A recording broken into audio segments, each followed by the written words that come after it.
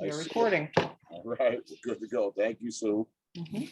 So I'd like to call the meeting of the Narragansett Regional School District Regional Agreement Amendment Committee of April 29th, 2021 to order. It is 5:04 p.m. The first thing that we will be doing is we have approval of the March 23rd, 21 meeting minutes. They were sent out ahead of time, so I'm hoping everybody had a chance to review them. And when you're ready, I would take a motion to approve as written. So moved. Thank you, Gerhard. Do we have a second? I'll second. Thank you. Was that Amy? Linda. Linda, I'm sorry. Thank you, Linda. No problem. So I'm not watching the screen, so with that, we will take a roll call. And again, I am just going to, as usual, I'm gonna go right down the list. So actually, I might be off because I can't see everybody that's here. Somebody just shout out to me if they're not here. Ms. Taylor? She's not here. Not here. Thank you, Sue. Miss Bowmill? I'm here and yes. Thank you. Mr. Toth, I did see. I didn't hear you, Tim. Did you? We can't hear you. Can you just give us a thumbs up, Tim? So it's on video.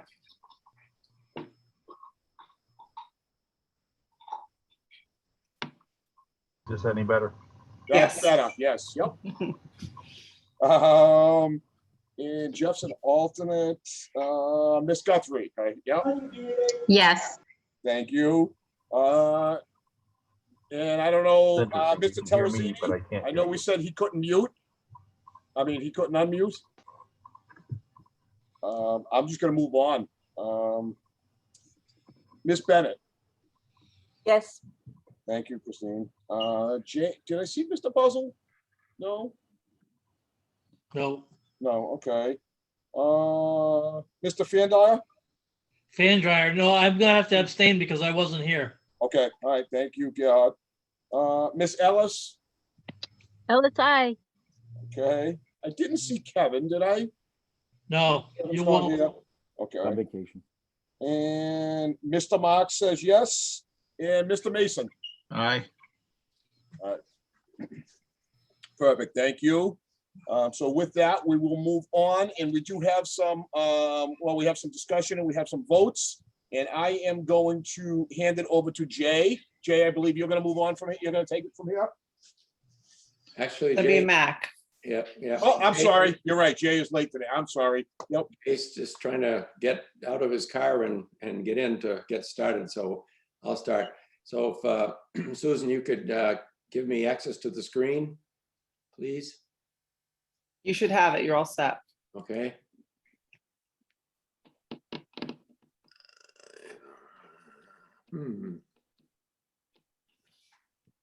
Something does not look right. It is not showing me what's on my screen. It's telling me, oh wait, maybe if I check on the desktop, allow Zoom to share your screen, open system.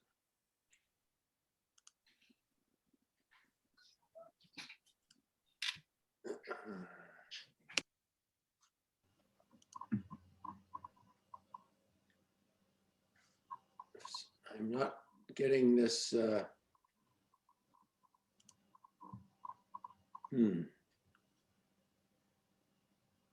It's not allowing me to do this yet, Susan.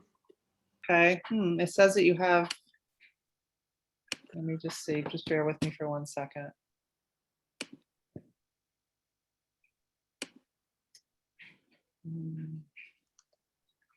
Oh, Amy's sharing. Sorry. That's okay. Where are you, Mac? So when I ask to share the screen, it gives me a something that says desktop, whiteboard, iPhone, Finder. Google Chrome and doesn't give me the actual documents that are on my screen. Okay, let me, just bear with me for 1 second. I'm gonna see if I can do it on mine. I think what you then select, Mac, is desktop. If you're seeing them on your desktop view, that's what you select. All right, so I select desktop and I ask to share. And then it gives me another window. It says allow Zoom to share your screen, open preferences, security and privacy grant access. So I'm going to open system preferences. And are we on a Zoom? Is it Zoom? Yeah. Let's see if that. It's a Zoom webinar. So now I have this security and privacy window. It has Google Chrome on it and Zoom. What document are you trying to open up, Mac? Well, I was going to, one of the 3 documents that I sent you yesterday, just an overview of what we're going to do tonight. Okay, Can you the share? one that's labeled number 1? Let's see. I think that's the case. Okay, just bear with me for a second. Let me open it up.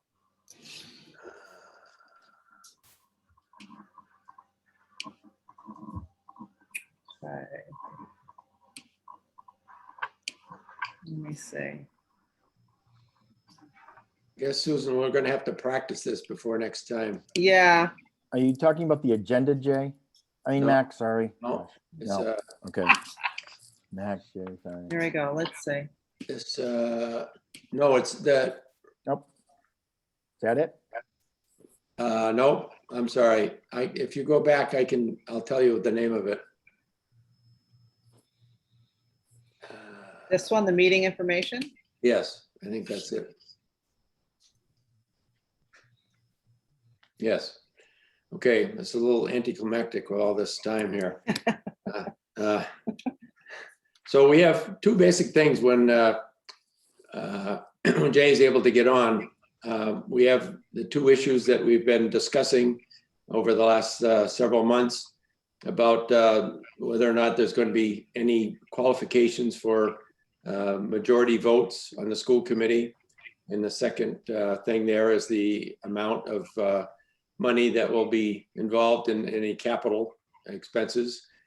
And if you could scroll down, please, Susan.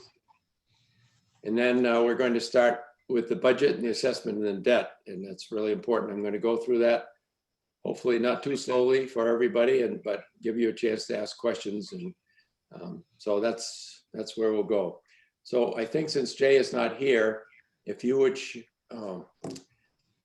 let's see, trying to think how we're going to do this. I have my notes on my regional agreement. I wonder if that's Jay here. No, sorry. I'm trying to think how we're going to do this because I wonder if I make you host, if it will allow you to share. Yes, can Want we to try that? Okay, That would be great. let's see. Fingers crossed. Make host. Can you stop sharing your screen here so I can? Yeah. All right.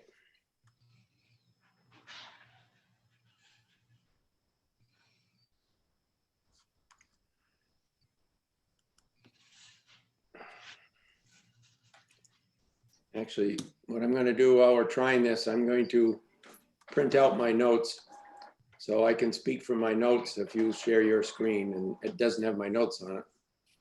Okay. So have you done that, Susan?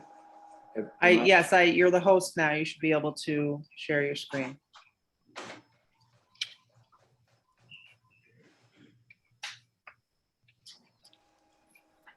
Well, it's still giving me the same thing. It's making me go to my security and privacy. So if Sue actually presents the document and you can read your notes, would that be better? Right, that's what we're gonna have to do. I'm just printing them out right now, so. So Sue, you'd have to get back the, and just share that document, and Mac would, Can you take it back or do I need to give You're it? gonna have to give it to me. So go to where my name is and hit the more, down arrow for more. And it should say make post. Go to your name. Where it says district office, if you click on that, it'll, Whoops. Recording.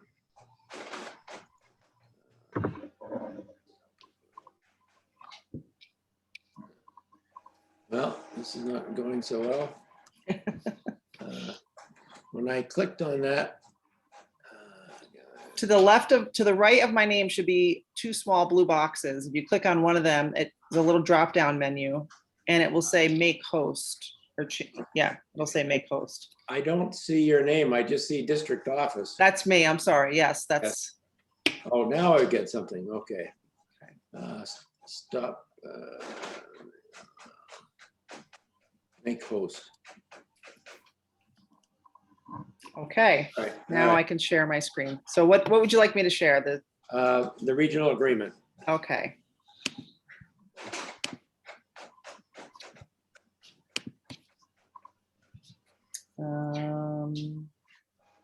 Just bear with me for a second.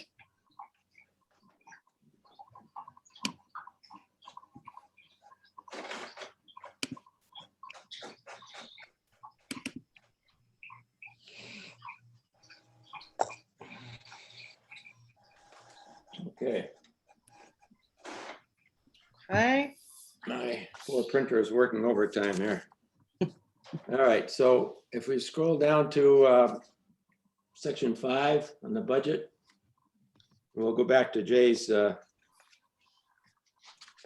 part when he gets on here, or when we finish this.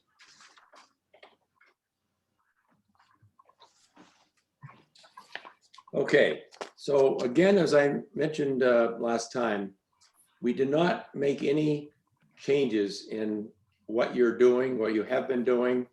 We're just clarifying some of the laws. Some of your current regional agreement just says refer to a certain section of the law, and we've spelled that out. And the DESE wants us to spell out the formula for doing the assessments. We have done that. So I'm going to go through that with you. So the first section on the budget, it's just separating the budget into 3 categories: operating budget, transportation, and the capital debt. So all budgets are, sometimes some people separate capital and debt and make 4 categories, but those are the categories that are required by law. So we can scroll down.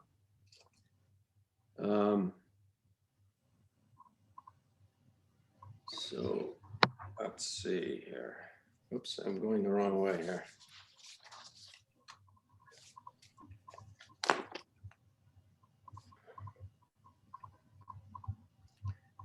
All right, as the top of the page, go back to the top of the page, please. Yeah, okay, thank you.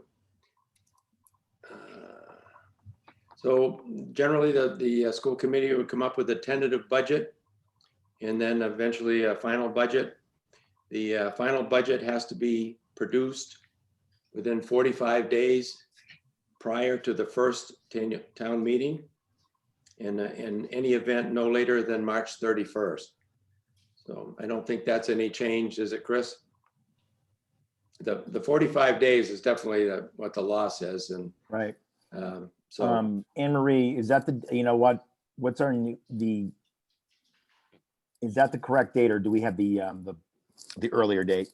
I think that the town of Templeton had asked if we could do it by March 15th, and that's what we've tried to shoot for the past 2 years. So I guess the question is, do you want that in kind of in law here, or are we going to leave it this way and you will try to meet their request? Well, I think that what we did do is we did agree to the 15th when we, again, when I say agree, when we had just conversations about it. So I know that the school committee wanted, felt comfortable with that. I would defer to Hank as well, just to make sure that I'm not missing something. But we also know that the statute is, you know, that there's a certain by no later than March 31st period, I believe, right? Right, right. Also, Linda Ellis has her hand up.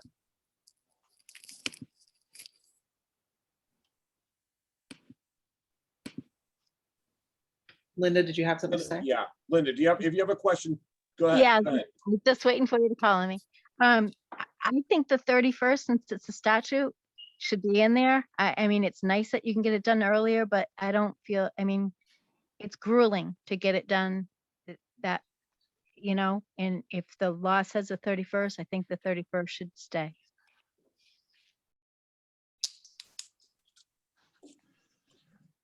Right, because you They can always do it certainly do earlier. it earlier if they want to, even if it says the 31st.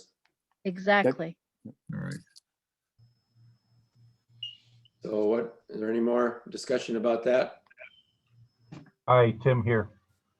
The date change was because our town budget discussions were on the 13th. The school was the evening of the 15th, hence that 15th date to get it in.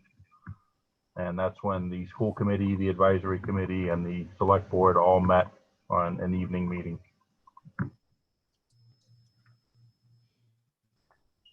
Well, what's the pleasure of the group?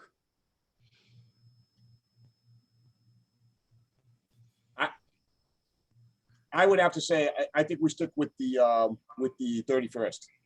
I mean, again, I agree that we can always get it in earlier if we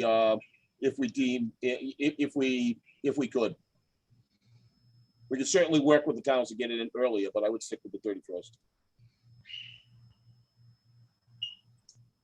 All right. Well, Well, I would have to question when you start your budgeting process. Why can't you shoot for February 15th for a draft, Well, March 15th for your final? I don't think that's the question, Tim. I think the question is we could always shoot for that, but if we change the date, now we're stuck to that. You know what I mean? If we stick with the 31st, we could always move it earlier. You know, that's the way we've been doing it in the past. I don't see that being an issue. It's worked out. So again, we've always worked with the towns to get it in when we need to. So I think that it's been working. I think we can keep it that way. Well, those are the 7 most deadliest words in government, is we've always done it that way. But if we stick it at March 31st, there's no room to make any adjustments or amendments. That's why we try to get it done early. And if we agree to get it in earlier and we don't get all the information, you know, we don't always get all the information from the state. And I know we've been pressured to get it in earlier without the information. I would prefer to have all the information in front of us and make a informed decision, you know, take the time to do it right. So again, Tim, I think that we can certainly work, you know, we have in the past worked to get it in earlier. I just think it would be unfair for us to be pressured to get it in ahead of time.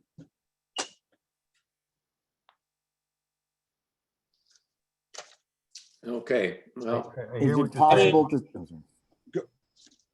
I hear what you're saying. I just have a frustration because No, if memory is serving me correctly, the presentation on the 15th had not yet been certified by the school committee. And if that's a factual statement, then that was a problem in and of itself because that budget was not firm. Linda Ellis has her hand up, Jeff. Linda, go ahead. I feel your pain, Tim, but I also know that, like with this COVID, it was so unexpected, and we may have other things in our lifetime that come up. And if the law changes, you know, and budgets are done with the state at different times, maybe we can do an amendment or something. But at this time, the law is stating they have to the 31st, and I think the towns are always trying to work and get things done quickly and together.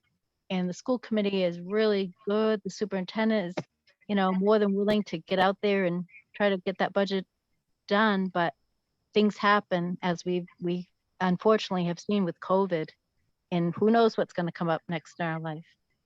Another way you could handle this, if you keep it on the 31st, the school committee could have a policy that says it has to be done by the 15th. And that would carry the same weight, but it would at least have some ability to be adjusted if something happens in the future, and not change the regional agreement. So the school committee can certainly vote to do that.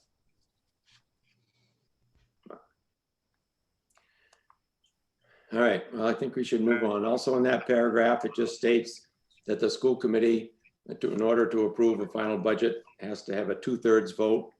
But when it goes to the towns, it only requires a majority vote to pass.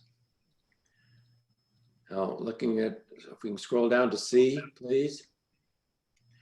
This about amendments to the approved budgets. This is not in your current agreement, but this is law, almost word for word out of the law, but just so that everybody who reads this in the future will know that this is a possibility.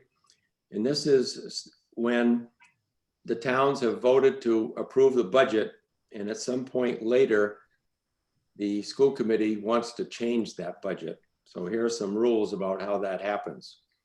So it's generally only an issue if it raises the budget or it raises the assessments to either of the towns.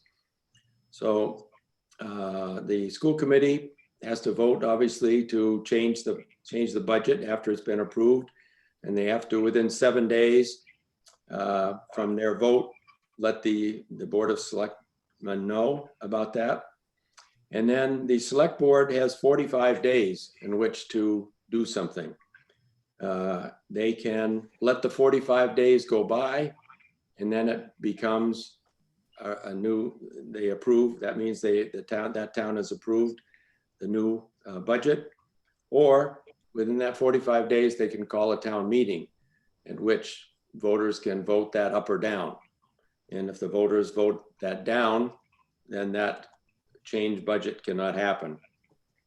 So that's what this, and number 2, again, talks about the 45 days. And if the amount is greater or equal to the assessment, again, there has to be a positive reaction either by the select board or by the voters. Number 3 just says that if the new budget does not change a member town's budget up or does not change their assessment up, that town does not have to vote again, or assume that because it's less money, that town automatically approves it. Number 4 just talks about if the commissioner gets involved and sets a new budget, it just means the school committee has to re-propose a new budget to the town for a vote. And number 5, just again, reaffirms, excuse me, this is Jay Barry. He must be having a problem there. Hi, Jay. Okay, all right, we'll do that.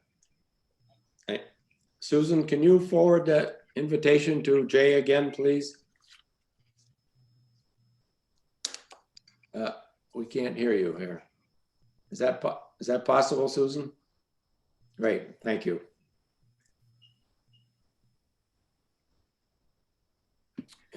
I just have to turn off my screen share for a minute.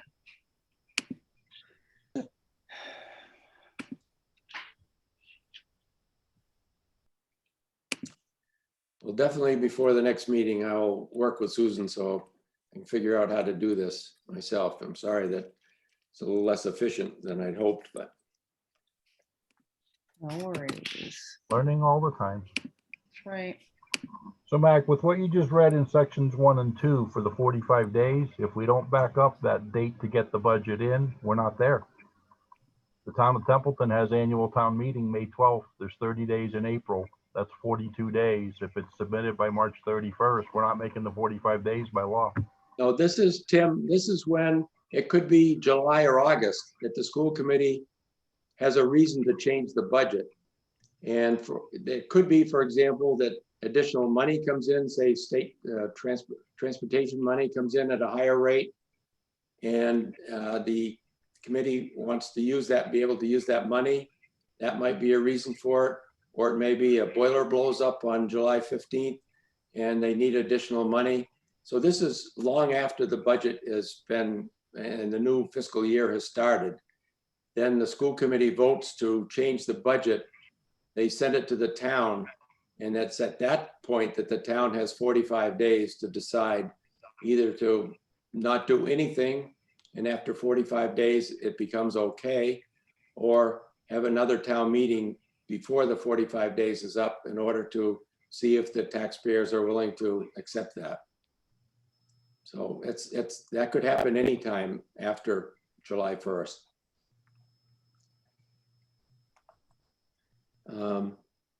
Okay, can you go get back to our screen, your screen there, Susan, please?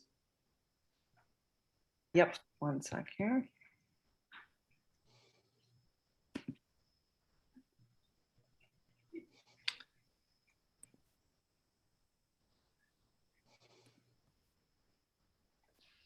So again, Just give me a this whole sec. section is just about if the school committee has some need to change the budget after it's been approved by both the towns at some point later. And it's really only an issue if either the budget goes up or the assessments go up. Then that's what put this plan into action, that the towns have 45 days to either accept it or have the voters look at it and decide that they want to disprove it, and then it doesn't happen.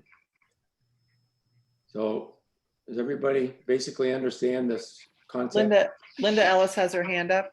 Yes, Linda.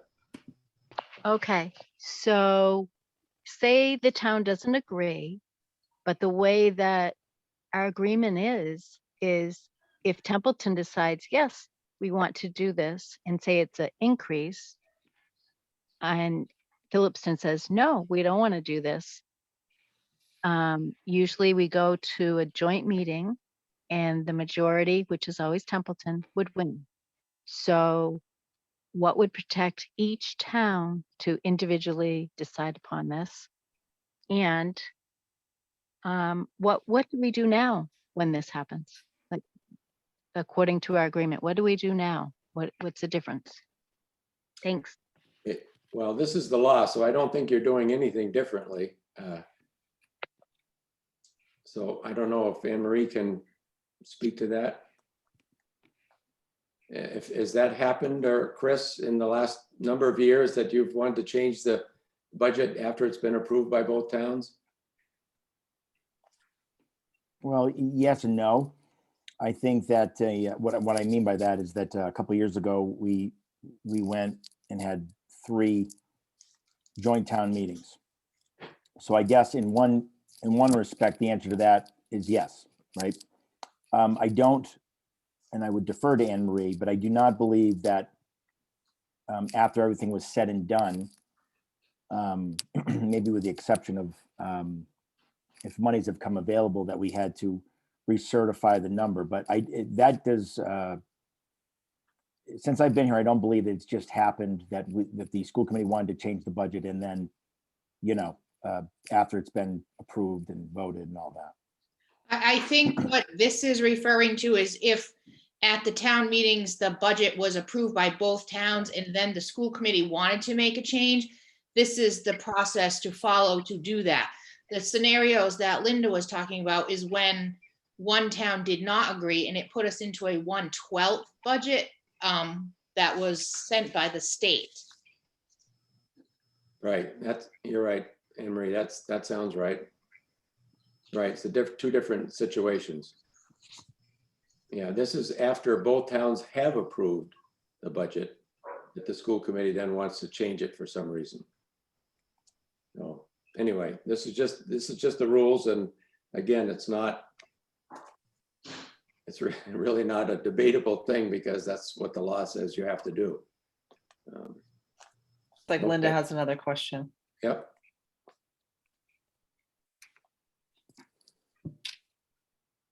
Linda, do you have a question? It's not in our agreement at the moment, right? That's correct. We just thought that should be in there because it's an important part of the budget process, and we want to make sure everybody knows up front what has to happen if the school committee wants to change the budget. So it's clear to everybody. These are the rules. How many districts do not have this in their agreement? All of the ones that we have worked with almost, I think, 21 school districts revising these. All of them now have this in it. The ones that don't have it in it are ones that were written many, many years ago. They still have to go by this law, even if it's not in their regional agreement, because it's a law. So This should happen just because it wasn't in the regional agreement. We would still have to follow this because it's the MGL. that's correct. Go ahead, Katrina. Unmute. My question would be, if it's the law and it's the law, why even put it in the regional agreement now? If we have to follow it no matter what, is it just a waste of space in the regional agreement that's already long? I thought that he said that it was because we're just referencing the law so that everybody understands the process as we're going through the budget process. At some point, this is going to come up, I would think, and then people don't have to go and look it up in the law. Here it is in your agreement. And this is how we do it. Sorry. My question would be, like, what happens 5 years from now if the law changes, though? If we're just gonna abide by the law, then I would think that we wouldn't want to include this in the agreement, because then we should be looking up the law at the time that the issue occurs. You know, there's a good question. If Susan, could you just scroll up just a little bit to the top of this section? Okay, what we need to put after B, public budget hearing and budget approval. Wait a minute, that's go down to C, I'm sorry. There, right there, amendment to approve budgets. We'll add as may be amended, which I generally try to do that after every time we cite a law or a regulation from the DESC. So I will put that as amended, and then if it does get amended, it'll somebody will know that they have to look someplace else to see it may have changed. So we will add that. That's true with any of these things in here. If the law changes, then you still are going to have to go by what the new law says, whether it's in this or not. But, all right, anything more in this section? This is kind of controversial. People don't like to think about this happening, but. Looks like Linda has a question. I have lots of questions, sorry. That's okay. All right. All right, Matt, are you a lawyer? I just want to know, like, is your background law? No, I was a superintendent of schools though. But. Okay, that's good.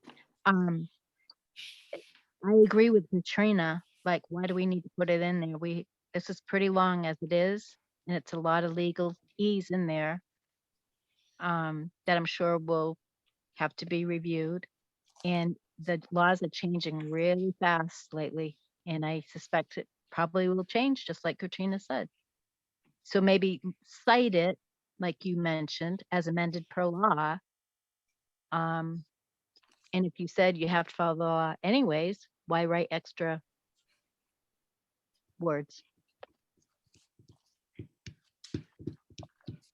Obviously. Christine Bennett also has a question. Go ahead, Christine. Sorry, I was clicking the wrong unmute. No, that's- From my perspective as a lawyer, knowing how many people do tend to refer to this agreement, I think it's better to have it spelled out where it's in one central accessible place on the district website for everybody to look at.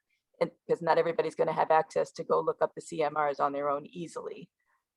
I don't see the harm in having it there spelled out, and then we know what the expectation is, unless and until it's amended again by the state. I would agree, just from the perspective that the 1/12, which happens or has happened a couple times in this district, it would have, it was hard information to find.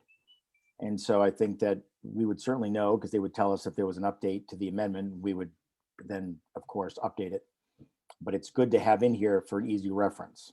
To change the amendment approved budget would be that would be something that folks would know, because that's a pretty big piece about how budgets function. So I don't think it would slip by anyone.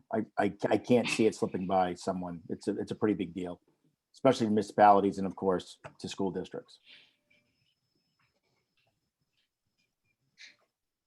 All right, anything else here? Okay, Susan, can we go down to D? This has not changed. These are the dates by which each town has to give the district its share of the assessment. So those dates, unless someone wants to think about changing them, but there's no change there. I'm pretty sure that the towns pay every month, not just 10.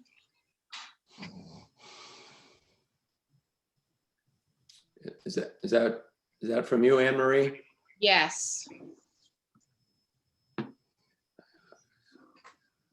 Well, so we can change that, or so July, August. So this says there's no payment in September, but obviously if they do that, when they get to November, they're going to be at the 30%.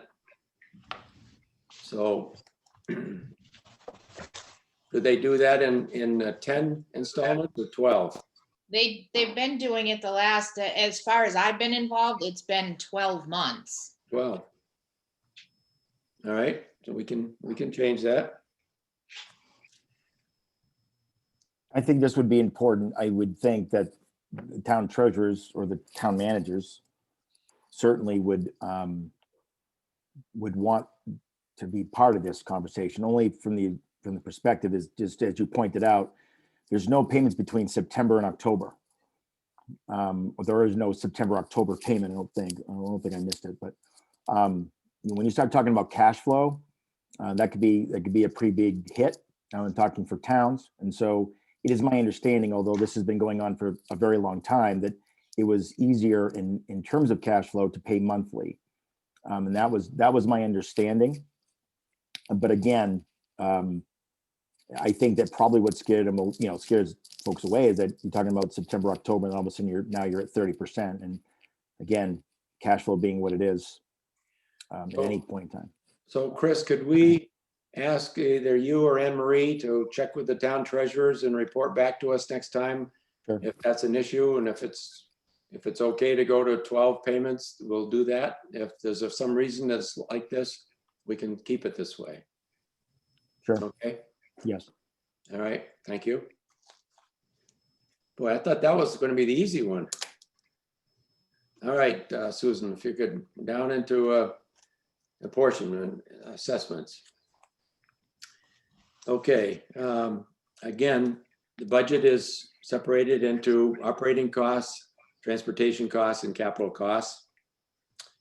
And then B spells out what operating costs are, and it's basically everything except transportation and capital debt costs. At the bottom, it says a day-to-day operation. So it's basically most everything that takes place during the regular school year. Number C, transportation costs say it's based on the students who are transported by the district to and from school. That to and from school has been recommended by lawyers in other communities to make it clear that that's what you're talking about, just the transportation costs of students going to and from school. And D is the, let's see, why does that look different? Let me see, C.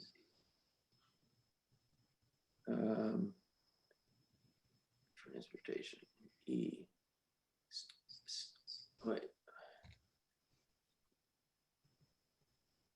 Huh, that's, somehow that looks a little different than I have there. Anyway, capital costs, again, we didn't change any of the, I'm sorry, Susan, could you scroll back up a little bit, please? That's C. I have actually changed the order of that based on looking at other documents. They always, the state likes to see operating costs first, transportation second, and capital debt third. So on my copy, it's already updated. So anyway, capital costs, I think everybody is pretty clear about what capital costs are. And in your case, the rules are different, which we'll get to in a minute, for town-owned buildings versus district-owned buildings. Okay, Susan. Now, down to apportionment of operating costs. Okay, your agreement does not spell out the formula in this, and DESE wants this spelled out now in all agreements that are being updated. So first, let me just get my notes here. So operating costs include what each town has to pay for their minimum local contribution and what is above the minimum local contribution. That's the operating cost that each town is required to pay. Jay, can I just hang on 1 second? Lynn, did you have another question? Oh, yeah. Okay, Sorry. that's Matt- okay. Mac, who at DESE wants it done like this? Who are you referencing from DESE? We communicate with Chris Lynch, who has been there for 40 years and is semi-retired, and Michelle Griffin. We talk with them frequently, and as we're going through these, I send them copies of what we're doing, and they come back with suggestions and comments, and we try to follow up on that so that it saves a lot of time when we get something in writing. So How about Jay? Do you talk to Jay also there or no? normally I don't. One of our members does occasionally, but he does not really have responsibility for these regional agreements. It's really the people who do that are Chris Lynch and Michelle Griffin. Okay, thank you. Yep. And Mac, I had a similar question on this because this agreement is between the two towns and the regional district. Now we have DESE sticking their fingers into the mix, and I'm trying to make sure I'm understanding where we're going. The reason they are sticking their fingers in, Tim, is because they have to sign off on this at the end. Chris Lynch and Michelle Griffin will read this with a fine-tooth comb, and they will make a recommendation to the DESE lawyers, who then have to make a recommendation. And if they approve it, then it goes to the commissioner. But it will not get to the commissioner unless Chris Lynch and Michelle sign off on it. So, and they know this, all these rules very well. So again, they're trying to be helpful to make sure. We have been involved in 2 of these situations where this formula was not in their regional agreement. And unfortunately, the district was not doing their assessments correctly. And in both cases, for 7 or 8 years, one town was paying significant more money than they were supposed to. And when we got involved and looked at how they were doing it, we realized that they were not following this formula. And it was it's been a significant problem in both of those places. So that's why it's, again, why we try to spell out things very clearly. So 10 years, 20 years from now, Anne Marie is not there. The next person is going to know exactly what they have to do the assessments. Looks like Linda Ellis has a question. Sure. What 2 districts had these issues? I guess it's public information. Dayton Rehoboth is one. Yep. And Dayton was paying significantly more than its share for 7 years. And when it was found out and they made the formula correct, it was very difficult for Rehoboth to come up with the extra money, that even though they should have been paying that for these 7 years, it still was difficult. The other is, Jay, maybe you can help me. Whitman Hanson.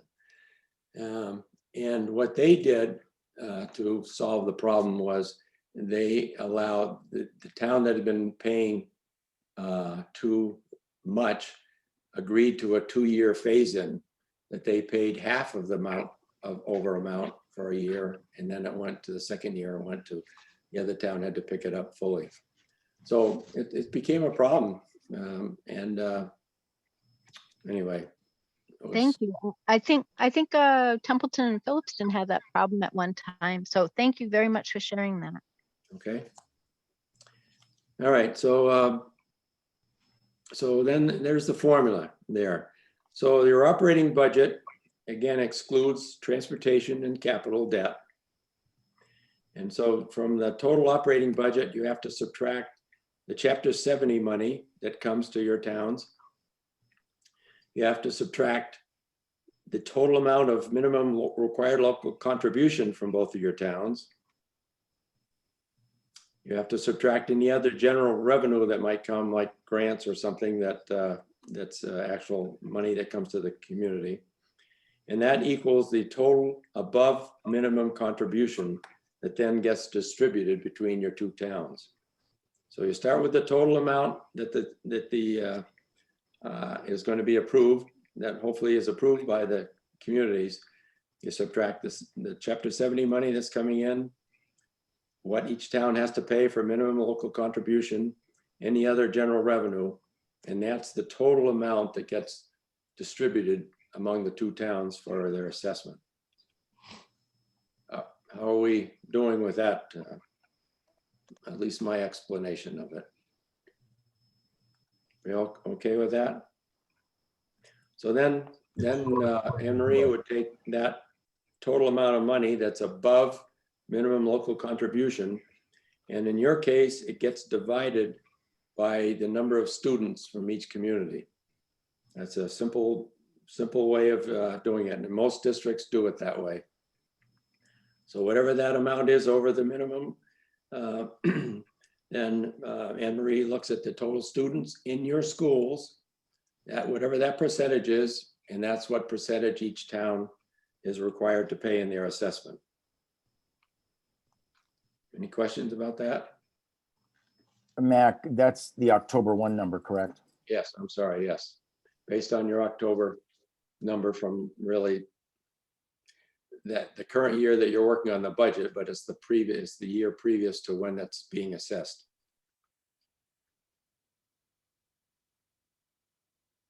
Any other questions? Transportation is basically the same thing. You take the total cost. Excuse me, Matt, Katrina has a question. Sure. So that's the October 1 enrolled students, so like homeschool kids and stuff, that number gets taken out, correct? Yes, it's just in your case, it's just the kids who are actually in your schools. All right, just with all the COVID stuff, that number's gonna be significantly different, I think. Well, interesting. those kids would be counted that are staying home because of COVID, I believe. Well, I think our numbers decreased significantly. A significant number of parents chose to actually remove them from the district and homeschool. Right. Well, then So- that's different. So those kids are not counted in the number then? So like Right. theoretically that changes numbers, I guess. If they're officially homeschooled and they have approval by the superintendent, they would not be counted here. But those kids who are just home because their parents want them home during the COVID, they would be counted. What if there's students that were homeschooled and then came back once the schools opened up? It's whatever happened on October 1st. October 1, okay. There's just as a quick, we just got a message today that they're going to look at March 1 numbers as well to see if that's going to make a change. But generally, it's if they come in after October, they don't, or leave. Either way, they don't count. Christine Bennett has a Christine. question. Sorry, Tim, I asked you to unmute by accident. I'm just curious for this percentage, so it would be a percentage between the towns, like it's not up or down based on the actual number of students, is it? So is it a similar ratio of Phillipston students that opted to homeschool to Templeton students? Like, would that remain our same ratio ideally? It's whatever number of students were on your books on October 1st, or maybe on March 1st now, as Chris said. Okay, I'm just reading that sentence where it says computing to the nearest percent of the ratio of the student enrollment. So if we lost 100 students, are we paying for 100 less students according to next year's budget? Or is it just going to be how you apportion the total between the two towns? It's the latter, Okay, because you're correct to point out that it's a ratio. So the numbers are all going to change because of COVID perhaps, but it's the ratio that determines that's applied to the assessment. So in some cases, the ratio may change a little bit, but it's not a one-to-one relationship. okay, so I don't know if central office could maybe get that number just to have a rough figure. Like my question was just, was it a similar percent of students in each town that opted out? Or, you know, was it, if it was vastly more in Templeton, then that would change the ratio. So I'm just curious. I don't have the sheet in front of me, but I can tell you that the ratio or the percentage split was roughly the same. I would defer to Anne Marie, but I don't think it was off by a lot. Was it, Anne Marie? Than in normal years? Anne Marie, you're muted. You're muted, Emery. I think it's still pretty close to the 85-15% split.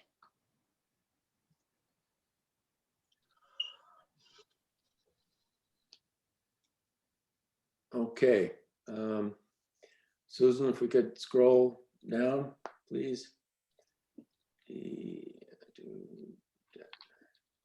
And also the assessment based on the capital debt, again, is based on, let's see. Again, it's based on student enrollment. Again, there are, at some risk of bringing up another issue, some regional agreements talk about foundation enrollment, which does, when they do this the ratio, that it bases it on kids who are at charter school, choiced out, but most are doing it with the kids who are actually in your buildings. That's the ratio that people want to use. So that is what is here. Linda Ellis has a question. Yes. All right, can we have documentation of what the actual split is the next time we meet of the homeschool kids as of October 1st and then also of March 1st?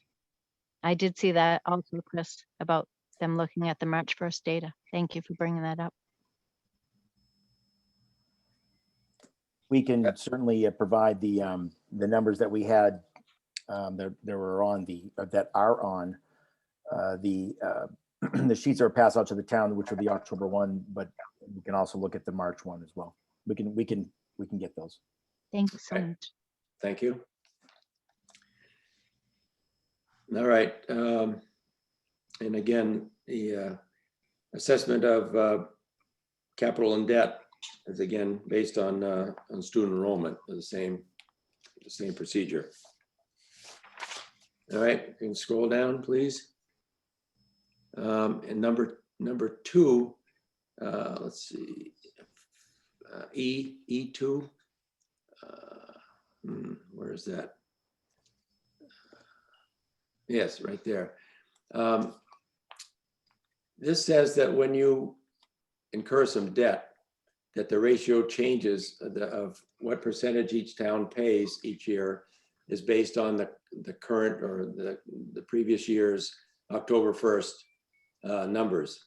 So, for example, if you borrow $20 million to build a school or an addition, every year you'll look at the previous October 1st and see what the ratio is, and that's the ratio that will be used to assess each of the two communities. So again, that can change on a regular basis. So for each of those 20 years that you have debt on that $20 million or whatever it is. I think Linda Ellis had a question. Yes. So you're talking about a variable rate? No, the rate would be the same. The total that you owe on the bonds or the notes would be constant. It's just the rate that each town pays changes, is variable based on the student population. Which is variable. Yes, well, yeah, but the total isn't variable. Right. How is it now? What is it now? Anne Marie, I think that's what it is now, isn't it? We don't have any debt at the moment. That's good. But if we did, It would be based on the October 1 split of residents. Right, so, oh, wait, residents or students? Students, you mean? Well, resident students, because school choice doesn't count. Oh, okay, but we're talking about students, not residents of the town. Right. Yeah. So yes, so I think the answer is it's not a change from what you have been doing in the past. Anne Marie, is it a change from what we've been doing in the past? Nope. It's the same. Do you have the old agreement to see the comparison? That's how I've been calculating it for the last few years. But we haven't had any debt to calculate it on in 2 years. That's good. If you, let's see, if the old, everything that's in your old agreement is on this document. It just is crossed out. Let's see. So can you scroll down a little bit more, please, Susan? Right there. If I may. See, it says all capital costs in conjunction with any particular district school shall be apportioned among the member towns on the basis of each member town's pupil student enrollment. So that's what's in there right now. So it's not a change in what.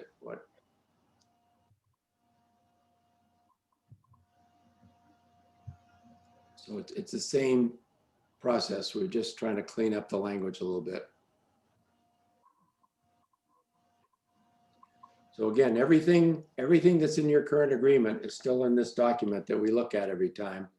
It's just, we crossed out some of it and any new language is in red, but you can always find what's currently in your agreement by just looking at, if it's in black, nothing has changed. If it's in blue, it means we're suggesting deleting it to add other words. Okay, so what was changed primarily taken from that last one? What was the big change and why did we need to change it then? We probably didn't need to. It's just that I have this series of this language that's been approved by the state from another agreements. And we just thought that as long as it's not changing anything you're doing, we know that it's going to be acceptable to DESE. So if people want to go back to the old language in that specific instance, we certainly can do that. Thank you for that nice explanation. Okay.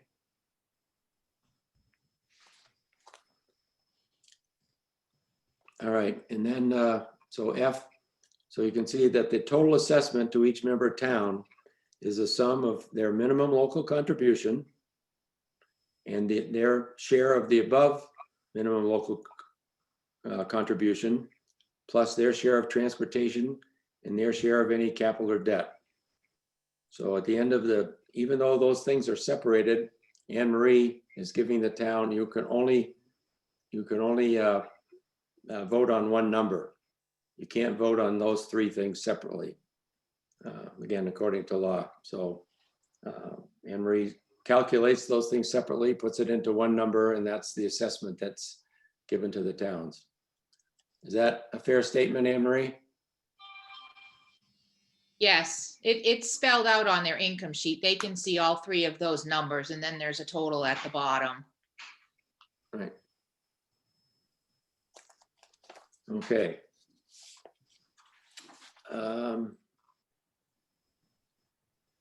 And let's go to section 6. So again, here's something that may fall into the same category as changing the budget after it's been approved. Your current agreement, as you can see, under A, says that the regional school district shall incur debt in accordance with and governed by general law, chapter 71, section 16, and any other applicable provisions of general law 71 and special laws relating thereto.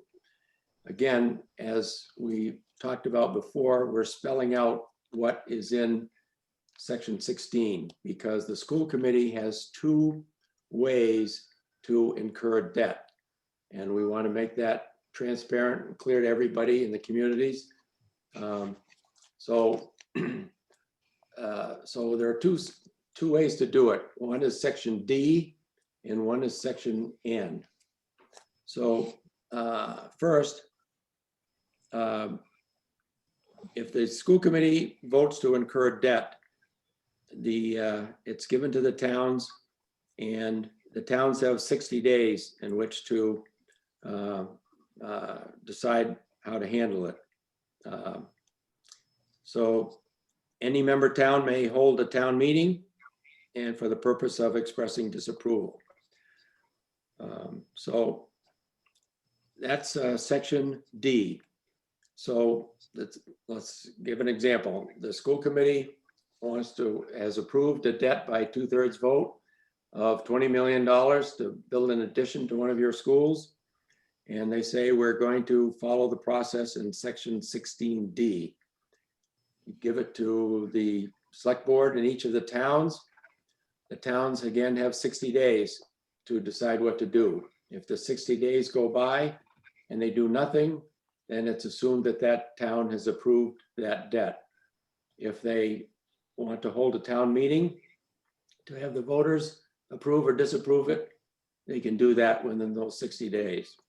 And that would go to each town. And if either town says no, then the school committee is not allowed to assume that debt.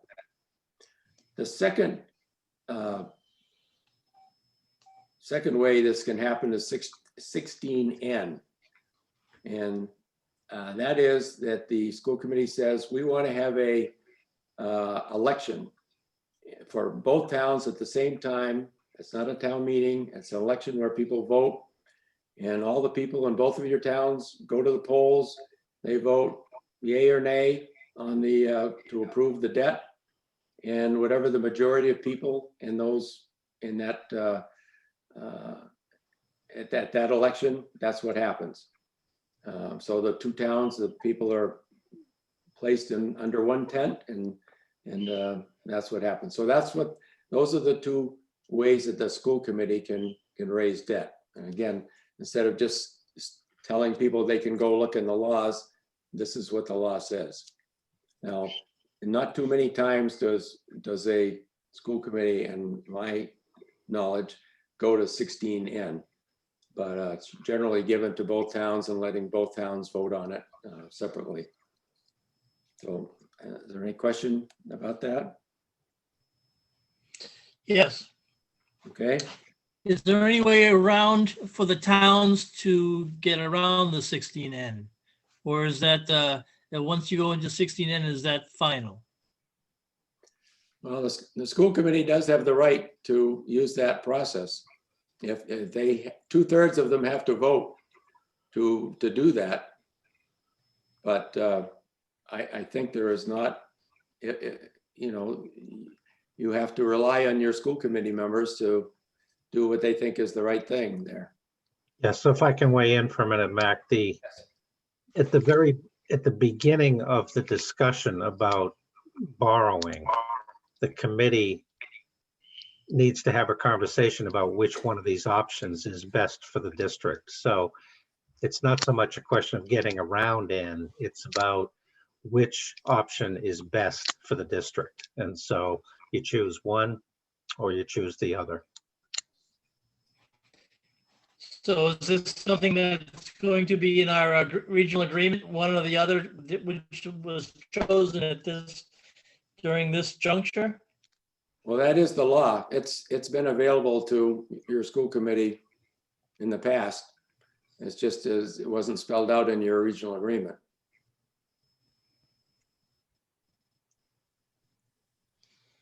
The question, what I'm trying to get at is if you have this discussion now, are both options going to be in the regional agreement, or is just one option going to be in there? As at this point, it would be, both of them would be in there. The thinking behind that is that you want to try to give, in regional agreements, you want to try to give the school committee as much discretion as you can about the best way to go about doing their business. So in this case, you're giving them a choice. They don't have to use it. They can choose one or the other. But the idea is to lay out both options and make both of them available. And Gerhard, to follow up on your question, if we left out the 16N, it's still part of the law. The school committee could still use it, even if it were not in your regional agreement. So whether it's in there or not doesn't change whether the school committee can use either of those options. Okay. Thank you. Okay. Let's see. Okay, Susan, I think we're almost, It looks like Christine Bennett has her hand up. okay. Thank you, Susan. I had a question about the default approval in the, it seems like section B. So if the town doesn't respond, then whatever the school committee wanted was approved. Yes. Is there no problem with that? That just seems weird. And there's no dollar limit. I mean, it just seems strange to me how that could be the case.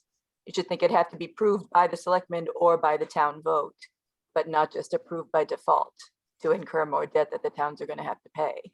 Well, I think it would be fair to say that it would be approved by the select board if they choose not to do anything. They would obviously take a vote that they don't think it's a problem, and they would vote to not call a town meeting. I don't think they would just ignore it for 60 days. Does the board have to send a vote to the school committee saying that they approve the debt, but they're not going to have a meeting, you mean? I don't think they're required to do that. Just seems strange to me. I think- Go ahead, Mac, you still, I was just gonna say, I think it was put in there so that a town couldn't just say, we're not gonna deal with it, and therefore we'll kill it by not addressing it. And so there's a specific date in there by which they have to do something in order to say no. May I Linda just- Ellis has her hand up. Sorry. Yep. Go ahead, Linda. Thanks. Could we put a little thing in there that says that it has to be a certified mail to the select board so that they will be informed? Because, you know, things happen and paperwork gets lost, and maybe not around here, but I know in other districts that it's possible that that happens, and just to be safe for both towns, could that be put in there? I just think, look at the language here.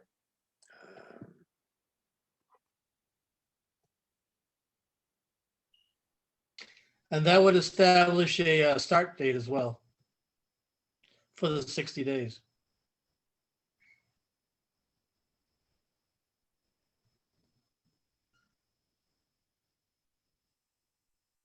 Sure, I guess we could add that.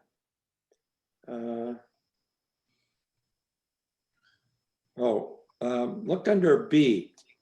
Can you, so not later than 7 days after the date on which the committee authorizes the incurring of debt, other than temporary debt in anticipation of revenue to be received from member towns, written notice of the date of said authorization, the sum authorized, and the general purpose or purposes for authorizing such debt shall be given to the Board of Selectmen in both member towns.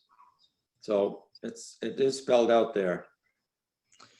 Dr. Okay, but Cassidy that- has a question. I'm sorry.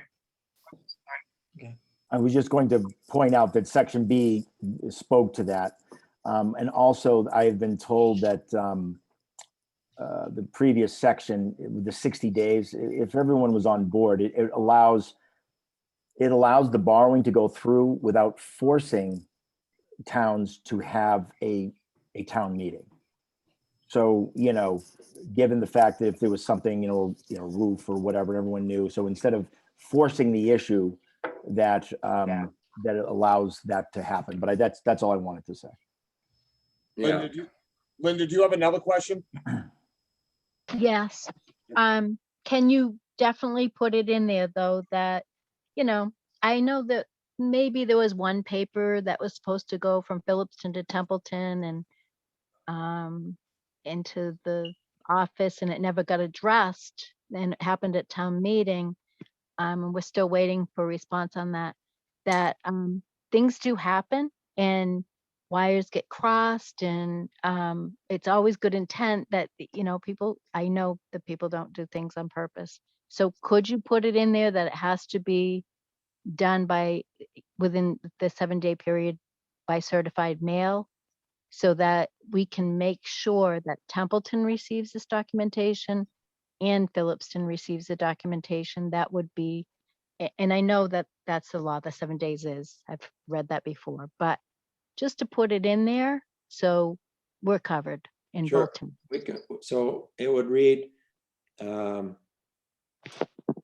within the 7 days, and the third line down, from member towns, written notice by certified mail of the date of the said authorization. Is That's perfect. that okay? Is that okay do you with think? everybody else? What do you think, Christine? Sounds good. And then it would be in B as well, too, where it says written notice again. Well, that's where I was talking about. Where else would you want it? I thought it was something at the top. Yeah, Right here. the top of section 1, written notice of the amount of the debt shall be given to the Board of Selectmen. Go ahead, Katrina. I guess we're just limiting, if we say by certified mail, we're also limiting the options we have. What if they bring the written notice to the Board of Selectmen at their meeting? Then it's public record. They're bringing this notice. They've already asked to be on the agenda. The written notice is there. If we're saying by certified mail, we're actually, I think, limiting the options. Like, I don't, if something like this is happening, if we're incurring debt for some reason, as long as there's written notice, there's going to be some kind of documentation of it occurring. I don't think, like I said, what if they bring the written notice to the committee at their meeting? If we put in by certified mail, then that wouldn't be acceptable. I think that's a good point, Katrina. Well, then do both. In person or by certified mail.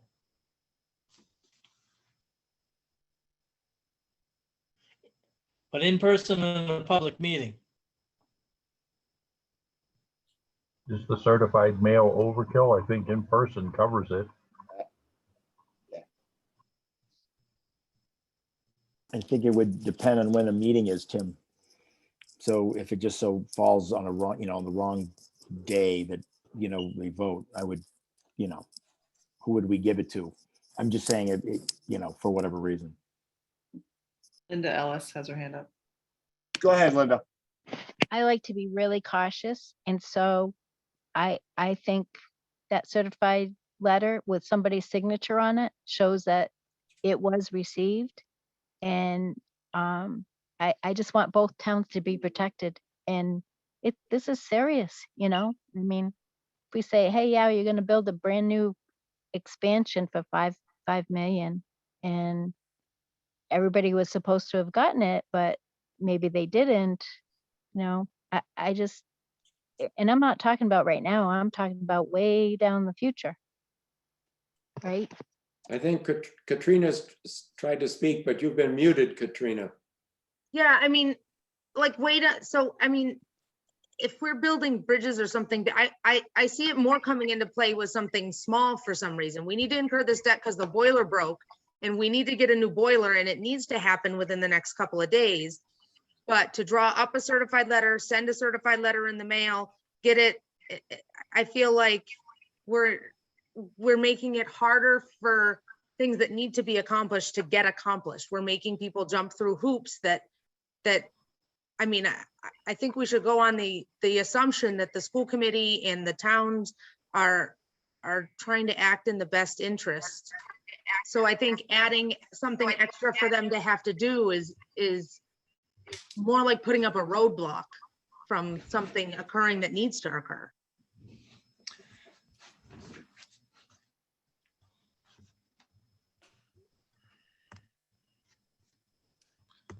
It'd be good to get a consensus here, how we deal with this. I Linda, mean, should we let's- just do a vote Thank you, one way or the Hardcore. other? I've seen paperwork lost, you guys, and I think this protects the district. I think it protects the towns.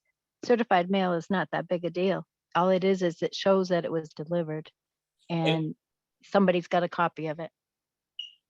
And I don't think anybody's saying it's a bigger deal, Linda. I think it's just more that it may actually muddy the waters and it may make the process more difficult and something may get lost is kind of what I'm hearing.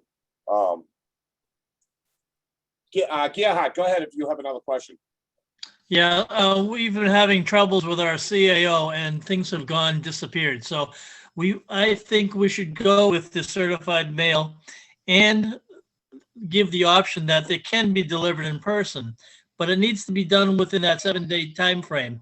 And the reason being is I use the CYA analogy is where there's so many things that go on and so many people involved that I think it would be better to have it in writing that yes, certified writing, or you can do it in person, but you need to get a signature if you do it in person, because things happen and we need something down the road other than just some minutes that say that, yes, it happened. So I would like to stick with the certified mail so that we have an absolute signature so that covers everyone.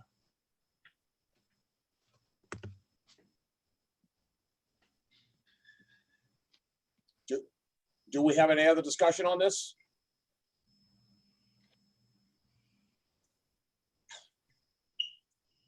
I mean, do we want to take a vote on this or how do we want to proceed?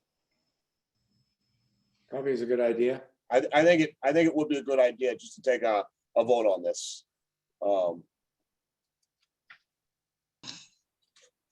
And it would be it's either going to be to for as written or to draft up some additional language as a certified vote to be delivered by certified letter, by certified mail, I guess it would be. Is that correct, Gerhard? Yes, please. Okay.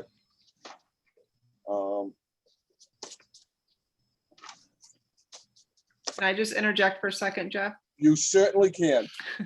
Maybe someone can make a motion to add Yeah. the language about the certified mail into what's previously written, and that way, if it's not voted, the language will stay as is. Does that make sense?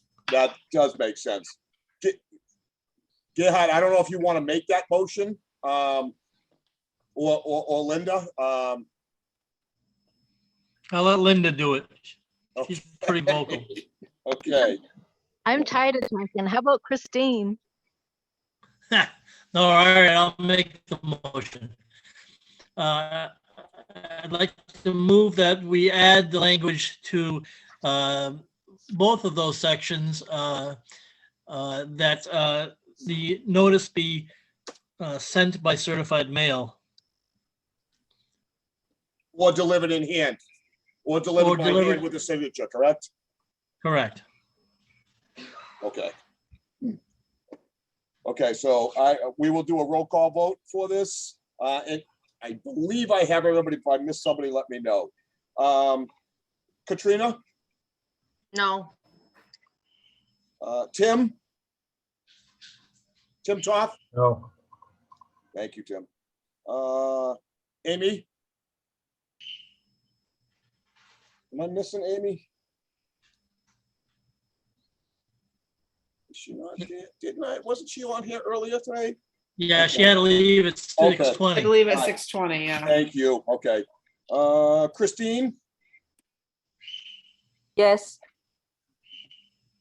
Gerhard, Yes, Linda, Yes, Mr. Mark says no, and Mr. Mason? Aye. Okay. Actually, Chris, Sue, I didn't count it when I was. I going did, through yeah. that. So we Thank you. have, for no's, we have 1, 2, 3 no's and 1, 2, 3, 4 yeses and Okay. 1 left. So she's not here. So the Okay, yeses have thank it. you. So the yes, yep, the yeses has it. Thank you. thanks, guys. thank you. So, Mac, will you and Jay be able to, put some language in there? Yes, yeah. Thank you. Take care of it for next time. Okay. So that is the end of basically of this section. That was difficult. You did a great job getting through all that.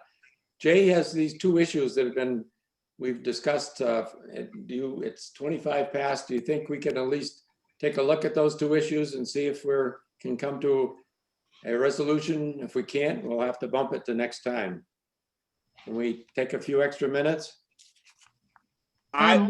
We have a meeting that's coming up, and if it's something that it's an issue, it's already sounding like extra time, that it would be nice to really digest it from the next time, maybe.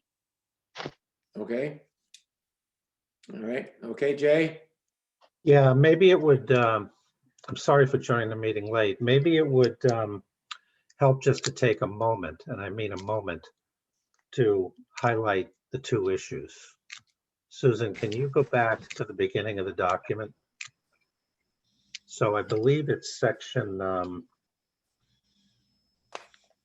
4, I think section 2. Yeah, going on here. So we're good here. No, section 1B, 6. It's on the agenda, 1B6. Yeah, so one of them is right here. It was about, we haven't resolved this business about whether a quorum requires the presence of representatives from both towns. So that's one thing. And then if you could scroll up to section 4, I want to make sure that, yeah, I think we've resolved this one. We can reappoint subcommittees. Yeah, okay.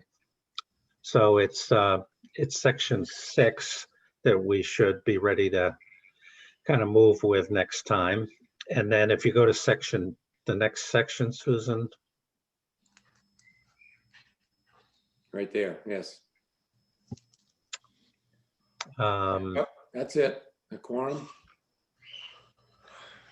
Yeah, I'm having trouble with my screen tonight. Yeah, it's the quorum thing, but there was also. It's Jay, the last sentence is a majority vote must include 1 vote from each member town. Yes, so there is a document that I believe Susan has it in the Google Docs file that lays out some options for you that you asked for last time. So try to take a look at it. I mean, the options are not to include this. Another option would be to include it. And then a third option would be to look at the circumstances under which you would require it, but so normally you wouldn't, but then you'd identify some circumstances that would require it. Okay. So basically the issue is a majority vote is all is necessary for most school committee issues, except for the budget, which requires a 2/3. So the question is, the list that Jay put together are there other issues that you would like to have more than a majority vote before something passes? And we can explain that list next time. We'll start with that next time. Thank you for putting that together, guys. Okay, Jeff, I think we're good for now. Okay.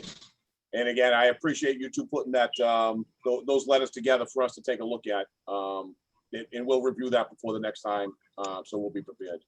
So with that, I would take a motion to adjourn. Second. Was that a? Someone needs to make the motion. I'll make a motion to adjourn. So Thank moved. you. Thank you. And do I have a second? Second, Thank you. Okay, so, Katrina, Yes. Mr. Toth, Yes. Ms. Guthrie. Am I missing her again? No. Yes, All she- right. He's not here. Yep. Ms. Bennett, Yes. Mr. Fandriel, Yes. Ms. Ellis, yes. Mr. Marks says yes, and Mr. Mason. Aye. Thank you. Thank you all. Have a good night. Thank Thank you, you. everyone. Thank you, Susan. Thanks, welcome. Mel. Thanks, Jay.